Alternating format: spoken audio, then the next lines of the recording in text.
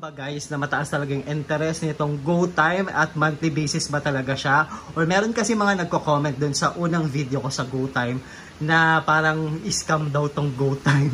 Hindi ko alam kung ano mga basis kung bakit nila nasabing scam tong GoTime, but we will try to answer all those questions in my first video about GoTime in this video guys. So the way your body syncopates, you're driving me crazy. What's up video guys, Jayden Yael again and welcome to another video. So for today's video guys, this is like a follow-up content about my video sa GoTime. Yes guys, kasi medyo marami ang nag-view or yun yung isa sa pinakamaraming views ko sa in-upload ko like couple of months ago. So itong GoTime guys, just a review, this is actually owned by Gokong Wei, the owner of Robinson Supermarket at marami pa, meron din siyang like he also owns one of the airlines in our country. So well, when it comes to that makaka-assure naman talaga tayo na okay talaga si GoTime, like hindi talaga niya tayo lolokohin. So isa kasi sa mga nag-comment, or actually medyo maraming comment na scam daw to si GoTime. To be honest, in my more or less a year of using GoTime, or mga hindi naman siguro a year na, pero mga 7 months, 8 months ng paggamit ko kay GoTime, to be honest, hindi ko talaga siya masasabing scam siya. Okay? To tell you frankly, hindi ako makarelate dun sa mga nagsasabing scam daw si GoTime. Kasi hindi naman talaga. In fact, yung kung ano yung mga promises, or yung mga unang pinangako ni GoTime, yun at yun talaga yung nakukuha ko as a depositor of GoTime. So, iisa-isahin natin yan guys. Una, ano bang prinamis ni GoTime? Sabi niya, you'll have like free, ng like when you transfer from your account sa GoTime to whatever online bank or e-wallet, sabi niya free daw yung parang diba we have what we call the transfer fee, so yun magiging free raw, pero sabi niya 3 times lang yun a week. So in my experience talagang na-enjoy ko yan kasi sabi ko nga sa inyo during my first video dito sa content ko kay GoTime, mahilig talaga ako mag-transfer from my from one bank account to another kasi marami talaga akong transaction online din. So that's basically the reason why I enjoyed the BPI last year. Ngayon kasi meron na silang bayad kapag nag-transfer ka to any e-wallet like 15 pesos yata, ganon. Nung time na na-enjoy ko yung BPI, talagang free siya, wala kang kahit anong babayaran when you transfer. Ako nga, kaya na-enjoy ko yung mga online bank or e-wallet na meron ganong feature kasi sabi ko nga sa inyo, mahilig ako mag-transfer. Meron akong businesses, tapos nagpapasahod din ako ng mga barista ko or mga employee ko, kaya natural lang sa akin mag-transfer from time to time. With GoTime, totoo talaga guys na wala kang babayaran 3 times a week. Basta yung like kahit nga hindi lang e-wallet kahit mag-transfer ka pa to another bank account, wala ka talagang babayaran. Again, 3 times a week lang siya so maging wise ka na lang din dun sa pag-transfer within the week kasi mag-replenish naman yan Ibig sabihin, after this week, pag Monday na, 3 times na naman yung free mo pag sa pag-transfer to any online bank or to any e-wallet. So again guys, I really enjoy that feature of GoTime. That's basically the reason why I'm a huge fan of GoTime. This is like an online bank guys, this is not an e-wallet Again, the online bank, kaya meron siyang very competitive kasi yung kalaban naman ni GoTime is Maya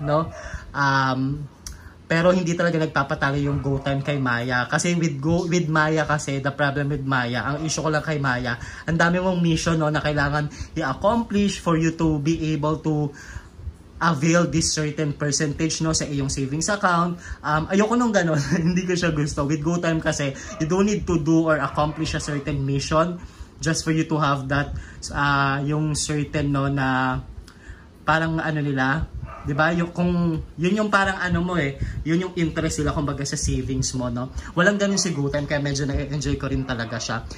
Now tatanungin niyo ako kasi 'di ba sabi ko sa inyo, isa sa promises ko nung gumawa ako ng first video ko kay GoTime, papakita ko sa inyo kung totoo ba talaga yung interest na malaki Again, yung interest kay GoTime kasi monthly basis siya. Monthly basis siya. Hindi siya yung kagaya ng bank kasi annual yung basis nila. So ibig sabihin, you'll be receiving your interests a year, but with GoTime siya, monthly siya. So papakita ko sa inyo guys, again, I'm not hindi ako paid ng GoTime to promote GoTime.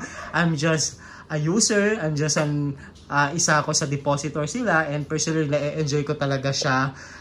Hindi lang siya per se, but most especially yung mga benefits niya. Papakita ko sa inyo yung mga interest na na-earn ko on a monthly basis, pero yan, parang yung huling last month ko na na-earn is 203, 206. Ayan, papakita ko guys ha.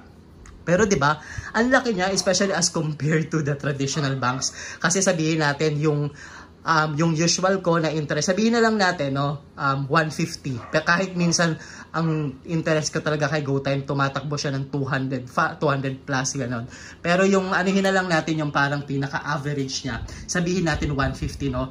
And if you're gonna like multiply that into 12, which is kasi 12 months annual, magkano siya, 'di ba guys? So malaki pa rin as compared to any traditional bank. So isa din talaga to sa personally enjoy ako kay GoTime, kasi ang gawin mo lang as a depositor, kagaya ako meron kasi akong businesses nga. So usually yung earnings ko dun sa business ko on a daily basis, kay GoTime ko na siya dine-deposit. Pero halimbawa, nag-Monday nagde-deposit ako. Pag Saturday or pag Sunday, kailangan ko rin kasi kuhain yon, kasi magpapasahod ako. Or halimbawa, once a month, meron kasi kaming bills, di ba? Yung rent, tsaka yung mga electric bills and all that, water, wifi, etc. etc. So ang gagawin ko, kukuhain ko pa rin siya from GoTime, kasi babayad ko siya, etc. papasahod ko siya, etc. So kahit na ganun yung case, nakakakuha pa rin ako ng interest, kasi nilalagyan mo yung account mo ng certain amount. Again, it doesn't need to stay yung money doon for quite some time. Hindi, kasi sa experience ko, kinukuha ko nga siya.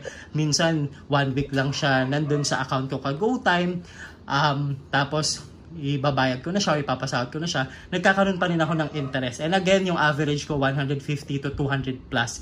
Yun yung monthly interest ko kay GoTime. Again, this is a huge interest amount ha. Malaki yan guys as compare again to other traditional banks, even yung mga online banks natin na available sa Philippines. Malaki pa rin to. Now, some of you might argue na mas maganda pa rin sa Maya, kasi mataas din ang interest ng Maya. Again, hindi ko masyadong na-enjoy ang Maya just because of the missions and all that. I don't know, I was once a fan of Maya as well, not until GoTime arrived in the picture. Doon ko na-enjoy lang din yung GoTime talaga. Malaki talaga yung interest niya guys. At again, hindi ako nagsisinungaling sa inyo, as someone who just uses GoTime, ayan lang talaga yung masasabi ko. Hindi talaga siya scam, totoo talaga siya, Ewan ko kung saan lang galing yung mga na scam, pero personally na-enjoy ko yung GoTime, yung paggamit ko sa kanya. Sabi ko nga 8 months na ako gumagamit, and siguro in the few months to come, mas gagamitin ko pa siya, kasi nga na-enjoy ko yung malaking interest a month, tapos na-enjoy ko rin yung free sila 3 times when you transfer to any e-wallet or any online bank. So yun lang guys. If you have any questions, feel free to comment down below. I'll try to answer them guys. Medyo busy lang rin tayo, kaya pasensya na sa mga nagko-comment tas hindi ko nasasagot But yes, thank you guys. I'll see you again next week guys, and thank you so much for watching. Please subscribe, help me reach 20,000 subscribers. Bye guys.